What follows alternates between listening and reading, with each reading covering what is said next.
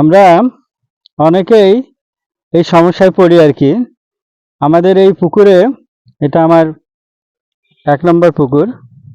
এই পুকুরে মূল সমস্যা হচ্ছে যে গত কিছুদিন যাবৎ আমাদের এখানে কন্টিনিউয়াস বৃষ্টি হচ্ছিল এবং আমার এই পুকুরের চারিপাশে কিছু বড় বড় গাছ আছে। ওইদিকে আপনারা দেখতে পাচ্ছেন যে বড় বড় গাছ আছে। এই গাছের পাতা পড়ার পরে এবং অনেক সময় ধরে বৃষ্টি হওয়ার ফলে আমার এই পুকুরে মানে সবুজ কণা বা ফাইটোপ্ল্যাঙ্কটনের আধিক্য বেড়ে যায় এবং ইউট্রোফিকেশন হয়ে যায়। অত্যাধিক ঘন হয়ে গেছে পানি। এই ঘনত্বের কারণে আমাদের এই দেখেন কোনায় কিছু শ্যাওলা জমে গেছে, ফাইটোপ্ল্যাঙ্কটন জমে গেছে।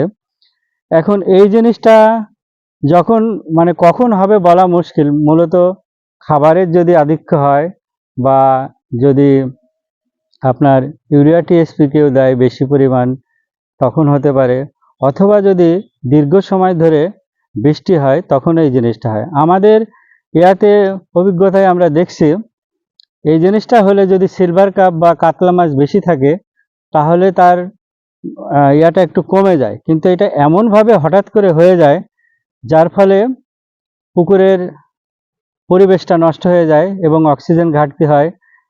আমার এই পুকুরে গত ৬-৭ দিন আগে ১০০ বেশি হলো, হঠাৎ করে প্রচুর মাছ ভেসে গেছিল। এইটাও এই অতিরিক্ত ফাইটোপ্ল্যাঙ্কটনের কারণে। তাহলে এখন এটা চাষ করতে গেলে আমাদের বিভিন্ন সময়ে এটা হতে পারে। যেমন কখনো হয়তো যেমন প্রাকৃতিক যদি বিপর্যয় হয়, কন্টিনিউ যদি বৃষ্টি হয়, এটা তো আমাদের আওতায় নাই। আবার হয়তো খাবারের আমরা দিচ্ছি, সেখান থেকে যদি আবার খাবার হঠাৎ করে কিছু বেশি হয়ে যায়, সেখানেও আমাদের একটু সমস্যা হতে পারে। আবার পানি হয়তো ট্রান্সপারেন্ট হয়ে গেছে, আমরা একটু হালকা করে ইউরিয়া টিএসপি দেই, তখনও এটা হতে পারে। আসলে আমার এই পুকুরে এইটাই হয়েছে, পানিটার একটু খাবার কম ছিল, আমি একটু ইউরিয়া টিএসপি দেওয়ার ফলেই হঠাৎ করে ইউরিয়া টিএসপি দিলাম, তারপরে বৃষ্টি কন্টিনিউয়াস হলো, অনেকদিন ধরে বৃষ্টি হওয়ার জন্যই এই সমস্যাটা হয়েছে। এখন সমাধান, এটার অনেকজন অনেক কিছু বলে। সমাধানের আগে এটার ক্ষতির কারণ হচ্ছে এইটা যদি বেশি হয় তাহলে এটা পচে পুকুরে গ্যাস হবে। আর একটা বড় সমস্যা হচ্ছে পুকুরে অক্সিজেনের ঘাটতি করবে। মাছ হঠাৎ করে একদিনে মারা যেতে পারে। এরকম একদিন একটা ঘটনা ঘটেছিল। আমি দ্রুত এসে আমাদের এখানে আমরা যারা কাজ করি তারা সবাই মিলে এই পাম্প ছেড়ে তারপরে পুকুরে বাতাস দিয়ে তো ১২টা পর্যন্ত মাছ ভেসেছিল। তো এখন প্রতিকার কি? প্রতিকার, এটা যদি খুবই বেশি হয়ে যায় তাহলে এটা তুতে দিতে পারেন, কপার সালফেট দেওয়া যেতে পারে।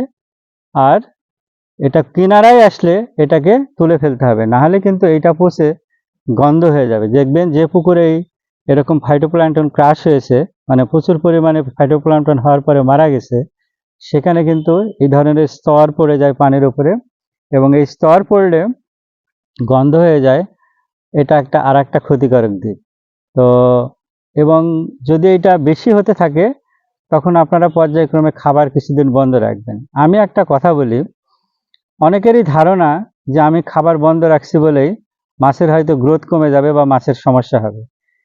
এইটা ঠিক না। দেখেন, নদী বা আমরা যখন পুকুরে খাবার দিতাম না তখনও কিন্তু পুকুরে মাছ হয়েছে, মাছের গ্রোথ হয়েছে। হয়তোবা আপনারা বলতে পারেন যে ওখানে তো মাছের ঘনত্ব কম, এখানে ঘনত্ব বেশি। সেটা একটা যৌক্তিক কারণ আছে, কিন্তু তারপরেও পুকুরে পর্যাপ্ত পরিমাণে প্রাকৃতিক খাবার থাকে।